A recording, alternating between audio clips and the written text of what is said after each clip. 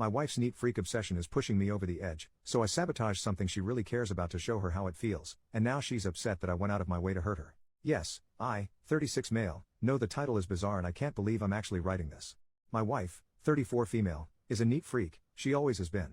She throws out the notes on my desk just assuming they're garbage. My belongings get rearranged to the point where it takes me hours to find them. It's something I've come to accept. I'm not happy about it, but we have a pretty happy marriage on the whole. I'm a volunteer EMT, and I keep my boots unlaced up against the wall next to my clothes hamper, so that I can throw them on along with my uniform if a call comes in during the middle of the night. Well, my wife has taken to tying the boot laces when she sees them untied.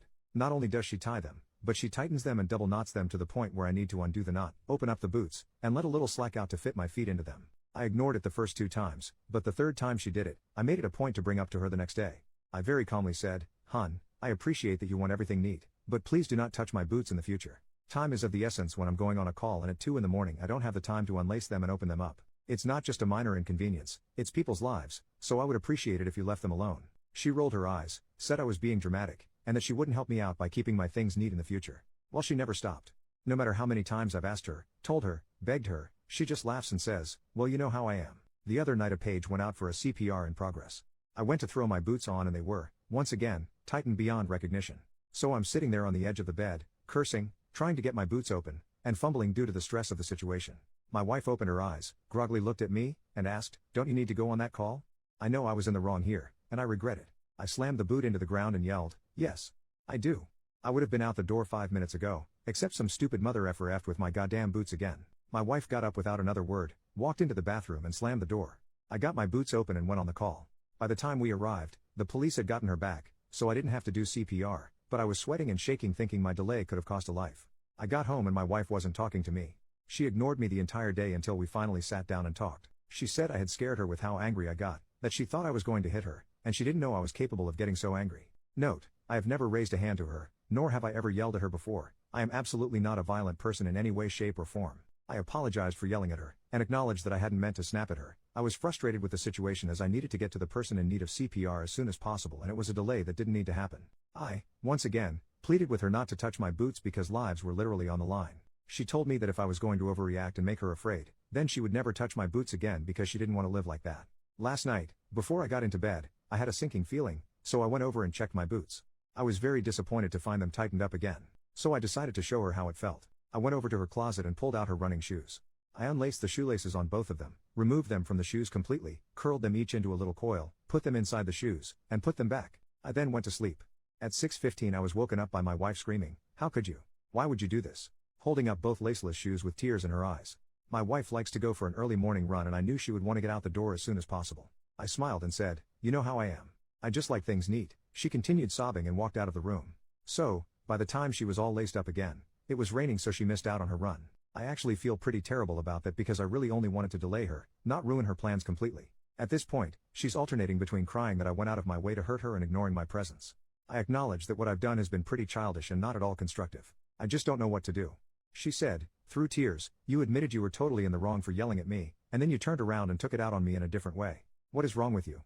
The problem is, to her, an apology means taking on 100% of the fault. When I apologized for blowing up, she took that to mean she was 100% in the right and that my feelings were completely unjustified. So at this point, I haven't apologized for ruining her run, because she'll take that to mean that she wasn't wrong to touch my boots. I've tried to have these discussions but it's in one ear and out the other. We have such a good relationship otherwise, but I feel like this issue has reached a tipping point and it's going to continue to result in arguments until we resolve it. How do I make things right with my wife while still letting her know that I won't tolerate her disrespecting my property anymore? Edit. Wow. This blew up. A couple things to address points that keep getting brought up. 1. My wife has never been diagnosed as having OCD. As an EMT, I'm very careful about labeling someone as having a disorder as I don't have the proper qualifications to make that diagnosis. I do agree that it's time for her to see somebody, get a proper diagnosis, and address these issues. 2. My boots lace up in the front and zipper on the side. They're not a full unzip but rather an unzip to open them up a bit. The way my wife is tying them makes them impossible to get on even with the zipper down. They're weatherproof and great for standing on rough terrain or the highway after accidents. They're only about a year old and were actually a gift from my wife. I've not considered Velcro before. I'm a bit hesitant to do that as I don't know that they wouldn't catch on things or wear out quicker. Yes, I've tucked the laces in but she still tied them up. 3. This is a bit of compulsive behavior on my part. I don't leave my boots in the garage because my mother was a smoker growing up and that's where she would smoke. So I would end up with ashes in my shoes and having them reek of tobacco after. So I developed a habit of wearing them into my home. Also, if I leave them there, they're likely to get moved someplace safe where it will take me even longer to find them. Putting the boots in the closet, she found them and tied them. Putting them under the bed or out of sight, they were found, tied, and moved to the closet. 4. I honestly believe that a footlocker or any other kind of box would get moved to where I would have to wake her up to find it. If it's locked, then my keys are likely to go missing. For some reason, sitting on my dresser is not appropriate, but in the pocket of a jacket downstairs in the closet is. 5. I am likely going to start putting my boots in the car. Though I had to laugh at the people suggesting decoy boots. As much as it may seem like it, I'm not living in a spy versus spy cartoon. 6. I am a volunteer EMT. We respond from home. We don't have sleeping quarters, and I work the overnight shift, so I sleep during my shift, get out of bed when a call comes in, drive to the building, and take the ambulance to the scene. This is typical of volunteer organizations. Paid EMS is more likely to have sleeping quarters or even require EMTs to be in the truck throughout their shift. Community-based EMS is more likely to take 911 calls and respond to emergencies whether paid or volunteer. Private EMS is more likely to take transport requests such as to or from dialysis or chemotherapy as well as hospital to nursing facility discharges. 7. To those who have told me that I don't have the right to use the word life-saving, on my dress uniform I have pins for 3 defibrillator saves and 4 for CPR saves. I've crawled into a car wreck to open someone's airway and bag them until we could get them out.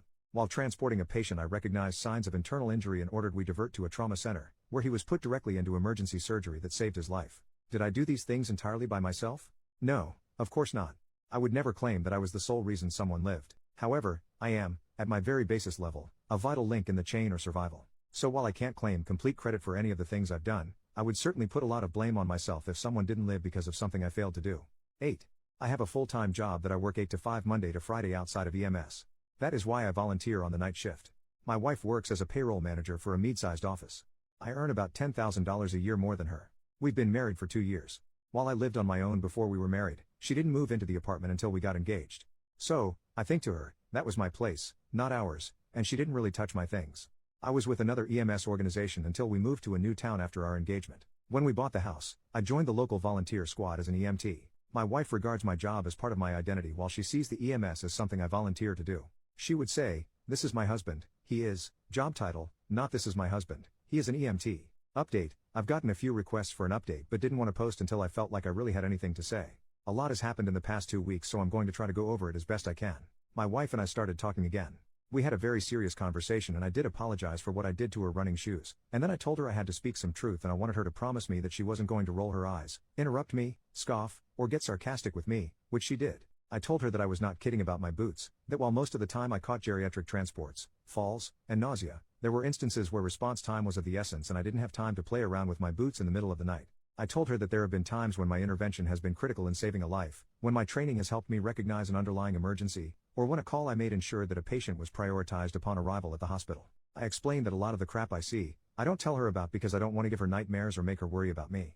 She actually listened and didn't dismiss what I had to say. She responded that she was trying to help by keeping things neat. I responded, "But you're not. Sweetie, I'm not trying to be mean, but you're not helping. You're hindering me. One day it may be the difference between life and death. I need you to not touch my gear. It's where I know where it is, it's where I can easily find it in a short amount of time, and if you move it, you are impeding an emergency response. I don't care if it looks neat. It serves a function, it doesn't look pretty. If you want to help me, please leave my gear where I put it." A few nights later I had my friend Officer Rich come over. Officer Rich was one of the 2 cops that did CPR on the victim that night. The 3 of us sat on our deck and had a few beers. He talked about getting there, doing CPR, giving Narcan, waiting for the ambulance and getting her back shortly before we got there. He then pulled out a few photos of car accidents that I had worked. He showed them to my wife and pointed out, "This car went into a tree. Your husband crawled into the wreck, put a collar on the driver, and stayed in there giving him oxygen until we could get him out. Your husband pulled a 3-year-old out of this wreck. Your husband recognized that the driver had a stroke and took her to a stroke center, which likely saved her life."